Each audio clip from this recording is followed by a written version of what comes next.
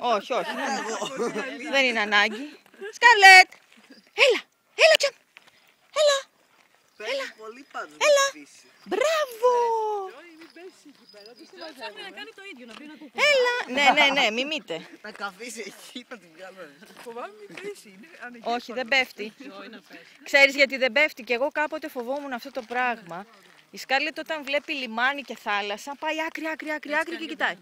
Μου λέει ο Μάριος, μην είσαι χαζή, πήγαινε με τα 4 και στάσου στην άκρη του και σκύψε, θα πέσεις. Γιατί έχεις άλλο κέντρο βάρους όταν είσαι στα 4 και άλλο όταν είσαι στα 2. Συνεπώς πρέπει να είναι... Και πάει όλη η θεωρία. Και ανατρέπει τη θεωρία. Απλά έχω την αίσθηση ότι δεν την νοιάζει, κατάλαβε. Ναι, έχει άγνοια κινδύνου. Ποιος τα φέρει όταν είσαι? Βέβαια, στα 4 αλλάζει το κέντρο βάρους εντελώς. Τζόι! Μπράβο, Τζόι! Πιο καλά τα πάει με τη Γιούλη. Ναι. Ενώ δεν πλησιάζει άνθρωπο. Σιγά.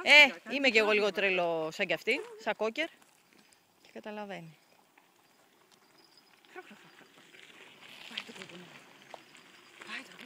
Το μαδάει. Αχ, παιδιά, την αφήνει τη Τζόι. Για κάτσε.